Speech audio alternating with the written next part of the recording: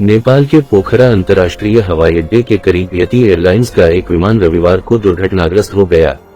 इस विमान ने काठमांडू से पोखरा के लिए उड़ान भरी थी और लैंडिंग के पहले दुर्घटनाग्रस्त हो गया। बचाव में लगे अधिकारियों ने बताया है कि अब तक 68 लोगों के शव निकाले गए हैं।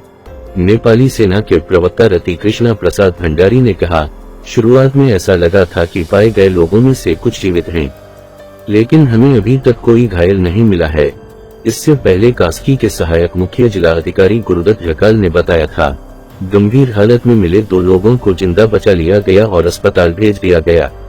हादसे को लेकर नेपाली सेना के प्रवक्ता रतिकृष्णा प्रसाद भंडारी ने जानकारी दी। विमान पोखरा हवाई अड्डे से 1.5 किलोमीटर दूर सेती नदी के पास एक गहरे खाईनुमा गड्ढे में दुर्घटनाग्रस्त हुआ। 120 रेंजर्स और करीब 180 जवानों को राहत कार्य के लिए लगाया गया है। अधिकारियों के मुताबिक विमान में लगी आग को अब लगभग बुझा लिया गया है। नेपाल सरकार ने हादसे की जांच के लिए एक 5 सदस्यीय आयोग गठित किया है। हादसे को लेकर सोमवार को शोक में सार्वजनिक अवकाश का ऐलान किया गया है। सोशल मीडिया पर पोस्ट किए गए वीडियो में हादसे के पहले विमान घनी आबादी वाले इलाके में कम ऊंचाई पर उड़ता दिखता है और फिर तेजी से नीचे आते नजर आता है। विमान ने 10:32 पर काठमांडू से उड़ान भरी थी। विमान के साथ आखिरी संपर्क 10:50 पर हुआ था।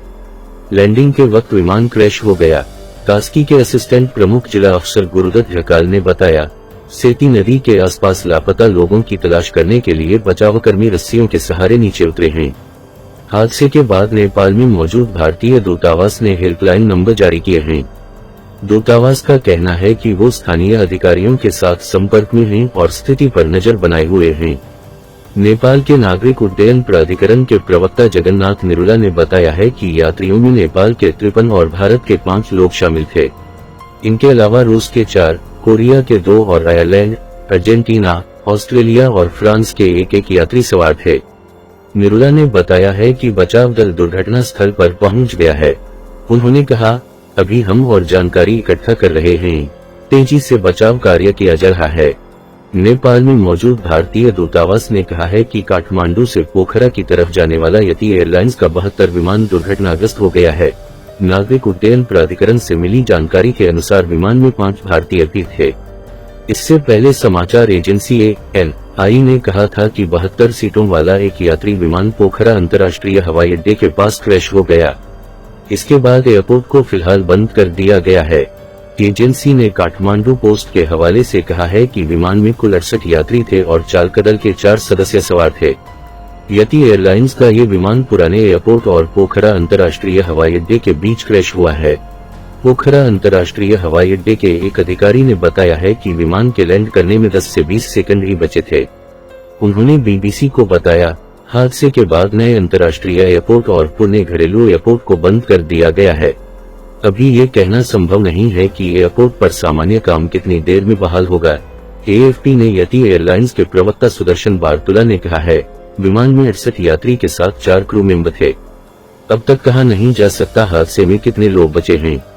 सोशल मीडिया में एक वीडियो शेयर किया जा रहा है जिसमें धुएं का गुबार उठता दिख रहा है। दावा किया जा रहा है कि ये इस घटना से जुड़ा वीडियो है। नेपाल के प्रधानमंत्री पुष्पकमल दाहाल प्रचंड ने ट्वीट कर हादसे पर दुख जताया है।